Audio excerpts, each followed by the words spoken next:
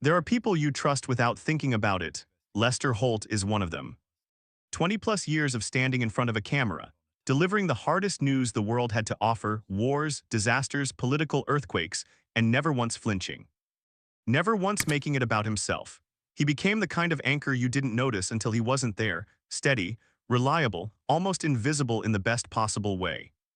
So when Lester Holt spoke out, not about a headline, not about a breaking story, but about a colleague, people stopped what they were doing and listened. Because Lester Holt simply does not do that. He is not the kind of man who steps forward to settle scores. He is not the kind of man who uses a microphone to air grievances. In a profession full of enormous egos and very little self-restraint, Holt built his entire reputation on doing the opposite: stepping back, letting the story breathe. Being the calm at the center of every storm that passed through the screen. Which is exactly why what he said about Savannah Guthrie landed the way it did. It wasn't loud, it wasn't angry. It wasn't delivered with the kind of drama that usually surrounds moments like this in television news. But it carried weight, the kind of weight that only comes from someone who almost never speaks this way. And when people heard it, something shifted, not just in how they saw Savannah Guthrie, but in how they saw the entire world these two people had been quietly inhabiting together for years. Something had been building for a long time, and now finally it was out in the open. To understand what Lester Holt said and why it mattered as much as it did, you have to understand what NBC nightly news actually is. Not as a broadcast, as a culture. For decades, NBC nightly news has been one of the most carefully managed institutions in American television. Every word that gets said on that program goes through layers of producers, editors, and executives before it ever reaches the air. Every anchor who sits behind that desk is not just a journalist, they are a brand, a symbol, a carefully constructed image of authority and trust. The whole machine runs on control, on consistency, on the idea that you can tune in every evening and find the world slightly more ordered than it actually is. Lester Holt understood that assignment completely. He took over as anchor in 2015, stepping into the chair after Brian Williams was suspended amid a controversy that had shaken the network to its foundation. The timing was brutal. The pressure was immense. NBC needed someone who could walk into that kind of wreckage and restore confidence without making a scene about it. Holt did exactly that. He didn't talk about the difficulty of the situation. He didn't position himself as a savior. He simply showed up night after night and did the work. His ratings climbed. His reputation grew. He became, by nearly every measure, one of the most trusted news anchors in the country, a distinction that meant something real in an era when trust in media was collapsing almost everywhere else. Meanwhile, across the building at 30 Rockefeller Plaza, a very different kind of television was happening. The Today Show operates on a completely different frequency. It is louder, warmer, more unpredictable. It runs on chemistry between its anchors, on the kind of genuine feeling relationships that viewers can sense right through a screen. Savannah Guthrie had become the emotional center of that program. Smart, quick, capable of moving from a hard political interview to a lighthearted cooking segment without losing her footing.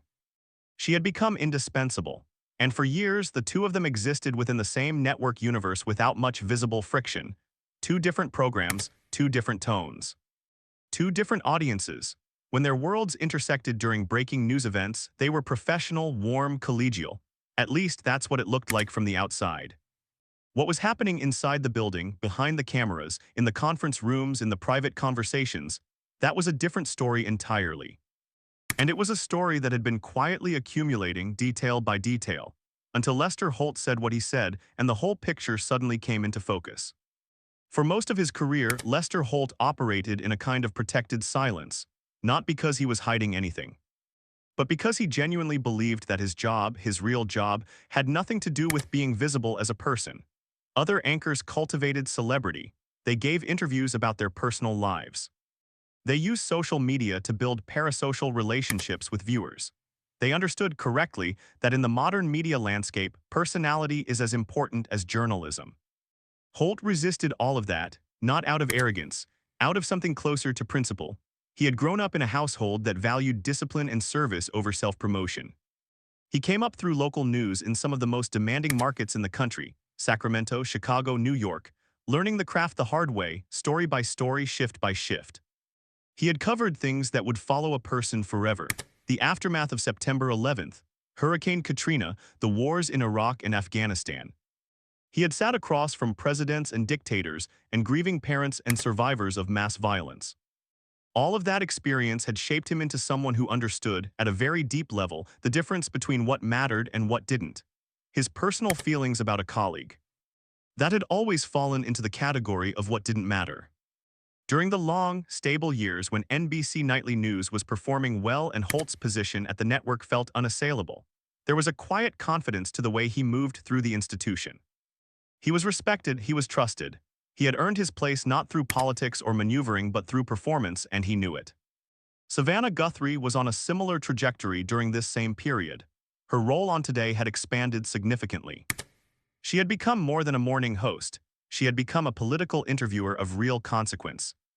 Someone who could hold her own in conversations that would challenge far more seasoned journalists. Her legal background gave her an edge in certain kinds of stories. Her natural warmth gave her an edge in nearly everything else. The network relied on both of them enormously. In different ways for different things, but the reliance was genuine and deep. And yet, within institutions that rely heavily on specific individuals, there is always an underlying tension. Because institutions don't actually love people, they love what people produce. And when production begins to shift, the institution shifts with it, regardless of what that means for the people involved. That shift was already coming. Neither of them fully saw it yet. But the ground was moving beneath their feet. It started, as these things so often do, with a decision that was presented as routine. NBC, like every major network, was in the middle of a prolonged reckoning with the future of linear television. Streaming was reshaping everything. Viewership among younger demographics was collapsing. The economics of traditional broadcast news, already under pressure for years, were becoming increasingly difficult to defend. Executives who had spent their careers thinking in terms of nightly audiences were now being asked to think about platforms, engagement metrics, and on-demand content in ways that felt genuinely foreign to them. In that environment, decisions about anchors, formats, and programming were being made through a very different lens than they had been 10 or 15 years earlier. According to multiple reports that circulated during this period, conversations began happening at NBC about the future of several major programs, including the evening news itself. Questions were being raised about format, about reach, about whether the traditional model of a solo anchor delivering 30 minutes of news each evening was still the right structure for the world that was emerging. These conversations were not unusual. Every network was having some version of them. But at NBC, they had a particular edge to them, because the network was also navigating a complicated set of internal dynamics that had been building quietly for some time. The relationship between morning and evening programming had always involved a certain amount of resource competition, scheduling tension, and quiet disagreement about priorities. What changed, according to those close to the situation, was the intensity of that competition. Savannah Guthrie, by this point, had become one of the most powerful people at the network. Not just as a talent, but as someone whose opinions and preferences carried real weight in editorial and strategic conversations. That kind of influence is earned slowly, and it changes the dynamics of an institution in ways that aren't always visible until something forces them to the surface. Lester Holt had also accumulated considerable institutional authority. But his authority operated differently, quiet, deferential, expressed through performance rather than through active participation in the internal politics of the place. That difference, the way each of them held and used their influence, mattered more than anyone realized at the time. And it was precisely that difference, according to reports, that began to create friction in spaces where the two of them had to operate in alignment. There is a moment in every slow-building conflict when the thing that both parties have been carefully managing stops being manageable. It doesn't always arrive with a dramatic confrontation. Sometimes it arrives quietly, in the form of a comment that gets repeated, a decision that lands wrong, a public moment that people read as meaningful even if it wasn't intended that way.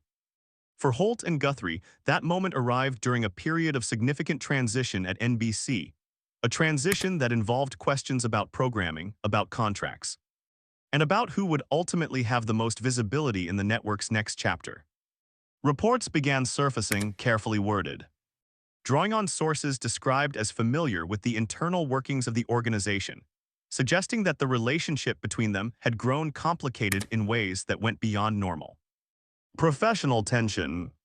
Questions were raised, in particular, about the degree to which the morning and evening programs were being treated equitably by network leadership, about resource allocation, about which stories got assigned to which anchors, about which voices were being amplified in the network's broader strategy and which were being quietly managed down. These are not small questions. In the world of television news, visibility is not just about ego. It is directly connected to leverage, to contract negotiations, to the ability to continue doing the work you've spent your life building. When visibility shifts, everything shifts with it. And according to reports from this period, visibility had been shifting at NBC in ways that not everyone was comfortable with. Holt by nature was not someone who responded to these dynamics openly. He processed things internally. He continued to show up, to perform, to do the work. But the people around him noticed something changing. A subtle but unmistakable shift in his relationship to the institution he had given so much of himself to. Guthrie, for her own part, was navigating her own version of this complexity. She had faced significant personal health challenges during this period. She had been vocal about certain experiences within the industry. She was herself in the middle of a career moment that required enormous reserves of energy and careful navigation. Both of them were dealing with things that were real and significant. Neither of them was the villain of this story. But they were also no longer entirely aligned, and the gap between them was widening in ways that were becoming harder to ignore. When Lester Holt finally spoke, it was not in the format you might expect. There was no explosive tell-all interview, no primetime sit-down designed to generate maximum attention. What happened was, in some ways, more revealing than any of that, because it took place in a context where Holt was clearly not performing, where the words he chose were not calibrated for a specific reaction. According to those who were present, or who have reported on the substance of what was said, Holt spoke about the state of broadcast journalism in terms that were deeply personal, more personal than anyone had heard from him in years. He talked about what it means to do this kind of work with integrity over a long career. He talked about the pressures that the industry was placing on people who had devoted their lives to it. He talked about trust, what builds it, what erodes it, and what happens when the institutions that are supposed to protect it start making decisions that undermine it instead. And in the middle of all of that, he said something about Savannah Guthrie. The precise phrasing, as reported by people familiar with the moment, was careful. Holt is not a man who speaks carelessly, even in private. But the substance of what he said pointed toward something real, a recognition that the dynamic between them had been shaped by forces neither of them had fully controlled, and that the narrative constructed around their relationship by the network and by the media at large did not fully match the reality of what had actually happened. He spoke, according to those reports, with something that can only be described as measured grief, not anger, not bitterness, but the kind of sadness that comes from watching something you valued become something you no longer recognize. That register, that specific emotional frequency, is what made what he said land differently than if he had simply expressed frustration or made accusations. Because grief is harder to dismiss than anger, grief implies loss, and loss implies that something at some point was real. People who heard what Holt said, or who read accounts of it afterward, found themselves reconsidering everything they thought they knew about these two people, and the institution that had shaped them both. The more you sit with what happened between Lester Holt and Savannah Guthrie, not as celebrity gossip, but as a human story, the more you realize it is about something much larger than either of them. It is about what it costs to spend a career inside an institution that demands everything you have, and then reserves the right to redefine your value at any moment. Both Holt and Guthrie gave NBC decades of their lives, their best work, their hardest hours, their most personally costly moments. Holt sat with grieving families in the aftermath of mass shootings. He traveled to war zones and places where the world was coming apart. He did all of it while maintaining a composure that, for many viewers, became synonymous with the idea of steady, trustworthy journalism. Guthrie did her own version of that work, different in form, but no less demanding. The morning television format is relentlessly public in ways that evening news is not. The expectation of warmth, of approachability, of appearing fresh and present and genuinely engaged every single morning, regardless of what is happening in your personal life, is a form of labor that doesn't get taken seriously enough.